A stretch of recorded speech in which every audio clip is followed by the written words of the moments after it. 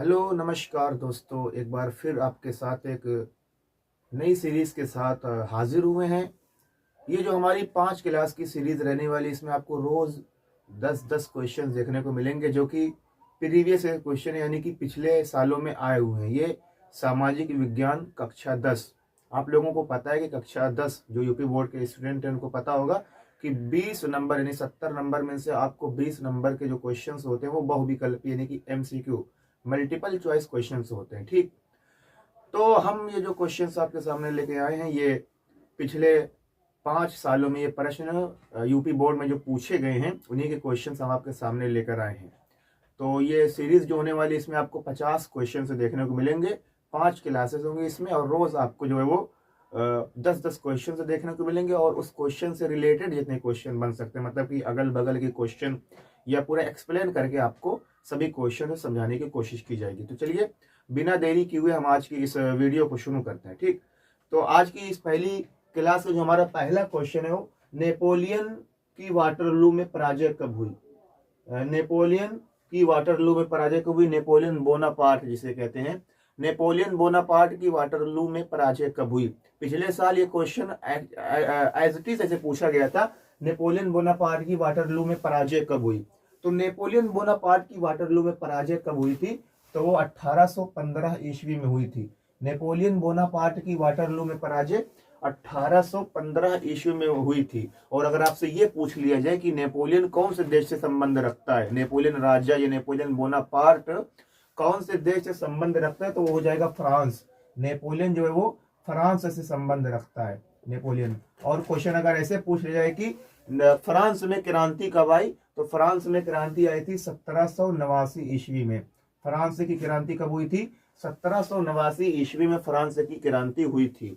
और ये भी प्रश्न पूछ सकता है कि फ्रांस की क्रांति के समय यानी कि जब फ्रांस में क्रांति आई, तो उस समय वहां का राजा कौन था। तो फ्रांस की क्रांति के समय वहां का राजा जो था वो था लुई 16वां। फ्रांस की क्रांति के समय वहां का राजा जो था वो लुई 16वां था। ठीक, तो नेपोलियन बोनापार्ट की वाटरलू में पराजय कब हुई? तो नेपोलियन बोनापार्ट की वाटरलू में पराजय 1815 ईस्वी में हुई थी। नेपोलियन कौन से देश से संबंध रखता था? नेपोलियन फ्रांस से संबंध रखता था। फ्रांस की क्रांति कब हुई? वो हुई थी 1789 ईस्वी में। और अगर आपसे ये पूछ लिया जाए कि फ्रांस की क्रांति के समय फ्रांस का राजा कौन था? लुई 16वां। फ्रांस की क्रांति के समय फ्रांस का राजा लुई 16वां था। ठीक, देखिए अगला क्वेश्चन जो आपका है, जर्मनी के एकीकरण में महत्वपूर्ण भूमिका किसने निभाई थी? जर्मनी के एकीकरण में, देखिए दो क्वेश्चंस आपके लिए बहुत ही ज्यादा महत्वपूर्ण है पहले चैप्टर से जो इतिहास के हैं। ठीक, उसमें आता है जर्मनी का एकीकरण और इटली का एकीकरण। तो यहाँ पर पूछा गया कि जर्मनी के एकीकरण में महत्वपूर्ण भूमिका किसने निभाई थी। जर्मनी के एकीकरण में महत्वपूर्ण भूमिका किसने निभाई थी? तो वो निभाई थी ऑटो वन बिस्मार्क ने। ऑटो वन बिस्मार्क ने जर्मनी के एकीकरण में महत्वपूर्ण भूमिका निभाई थी। अगला क्वेश्चन है, गांधी जी द्वारा चलाया गया पहला सत्याग्रह आंदोलन। गांधी जी द्वारा चलाया गया पहला सत्याग्रह आंदोलन। देखिए गांधी जी दक्षिण अफ्रीका से 1815 ईस्वी में वापस आए थे। गांधी जी दक्षिण अफ्रीका से 1815 ईस्वी में वापस आए थे। गांधी जी दक्षिण अफ्रीका से वापस कब आए? 1815 ईस्वी में गांधी जी दक्षिण अफ्रीका से वापस आए थे। ठीक, तो गांधी जी ने सबसे पहले वहां से आने के बाद जो पहला अपना सत्याग्रह चलाया था वो चलाया था चंपारण सत्याग्रह। चंपारण सत्याग्रह वर्ष 1917 में चलाया था।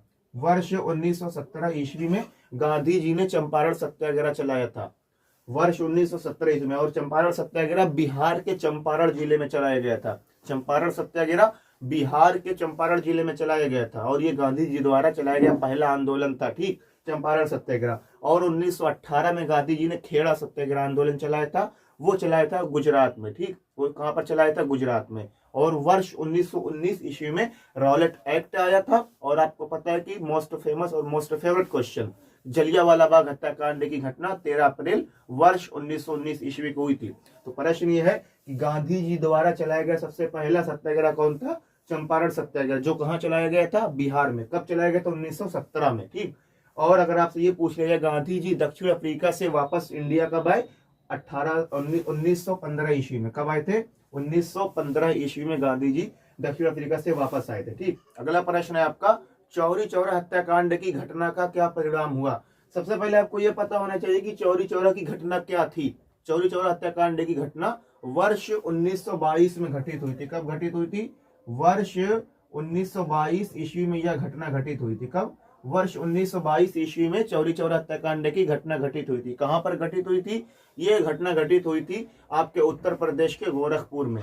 चौरी चौरा हत्याकांड की घटना गोरखपुर में घटित हुई थी। यह काफी हिंसक घटना थी। इसमें एक चौकी में पुलिस वालों को बंद करके उसमें आग लगा दी गई थी। तो जैसा कि आपको पता है कि गांधी जी अहिंसावादी थे, गांधी जी अहिंसा के पुजारी थे।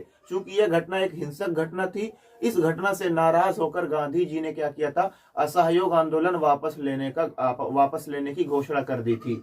तो यही प्रश्न है कि चौरी चौरा की घटना का क्या परिणाम हुआ। तो चौरी चौरा की घटना का परिणाम यह हुआ कि गांधी जी ने असहयोग आंदोलन वापस ले लिया। तो असहयोग आंदोलन वापस ले लिया गया। ठीक, अगला प्रश्न है, ब्रिटेन में कॉर्न कानून समाप्त करने का कारण क्या था? ब्रिटेन में कॉर्न कानून समाप्त करने का क्या कारण था? देखिए, ब्रिटेन में जो कॉर्न था, ठीक, उसके आयात पर, जो बाहर से कॉर्न आ रहा था, उस पर नियंत्रण करने के लिए। आयात मीन्स क्या होता है? विदेश के सामान मंगाने को क्या कहते हैं? आयात कहते हैं। और आप अपने देश से जो सामान विदेश में भेज रहे हैं उसे कहा जाता है निर्यात। तो ब्रिटेन में कॉर्न कानून समाप्त करने का मुख्य कारण यही था कि कॉर्न आयात पर नियंत्रण किया जाए। क्या किया जाए? कॉर्न आयात पर नियंत्रण किया जाए। अगला प्रश्न है, आर्थिक महामंदी कब प्रारंभ हुई? आर्थिक महामंदी कब प्रारंभ हुई? तो आर्थिक महामंदी वर्ष 1929 में प्रारंभ हुई थी। आर्थिक महामंदी वर्ष 1929 में प्रारंभ हुई थी। आर्थिक महामंदी कब प्रारंभ हुई? आर्थिक महामंदी वर्ष 1929 में प्रारंभ हुई थी। अगला प्रश्न है, श्रीलंका में बहुसंख्यक वर्ग कौन था? श्रीलंका में बहुसंख्यक वर्ग की अगर बात की जाए तो श्रीलंका में बहुसंख्यक वर्ग सिंघली था। श्रीलंका में बहुसंख्यक वर्ग कौन था? सिंघली था। अगर ये प्रश्न उल्टा पूछ लिया जाए कि श्रीलंका में अल्पसंख्यक वर्ग कौन था, तो श्रीलंका में अल्पसंख्यक वर्ग था तमिल। श्रीलंका में अल्पसंख्यक वर्ग कौन था? तमिल। जबकि बहुसंख्यक वर्ग था कौन सा? सिंघली। ये दोनों समुदाय के लोग आपस में लड़ रहे थे। ठीक, आपस में क्या कर रहे थे? लड़ रहे थे, जिसे गृह युद्ध का नाम दिया गया।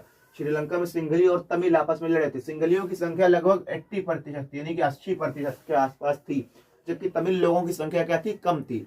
तो सिंघली लोग अपनी भाषा को राष्ट्रीय भाषा बनाना चाहते थे, इन पर शोषण करते थे। तो इस कारण से श्रीलंका में क्या छिड़ गया? गृह युद्ध छिड़ गया।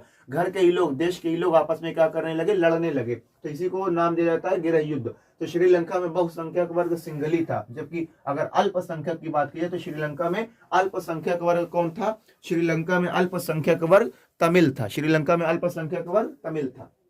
अगला प्रश्न है कि भारत में कृषि उत्पादन में कमी के कारण। देखिए, प्रश्न बिल्कुल ऐसे ही पूछा गया था पिछले 2022 के सेट में। ठीक, पूछा गया था कि भारत में कृषि उत्पादन में कमी के कारण। तो पहला ऑप्शन था मानसून पर निर्भरता, दूसरा ऑप्शन था निर्धनता, तीसरा ऑप्शन था औद्योगिक यंत्रों की कमी। तीसरा ऑप्शन क्या था? औद्योगिक यंत्रों की कमी।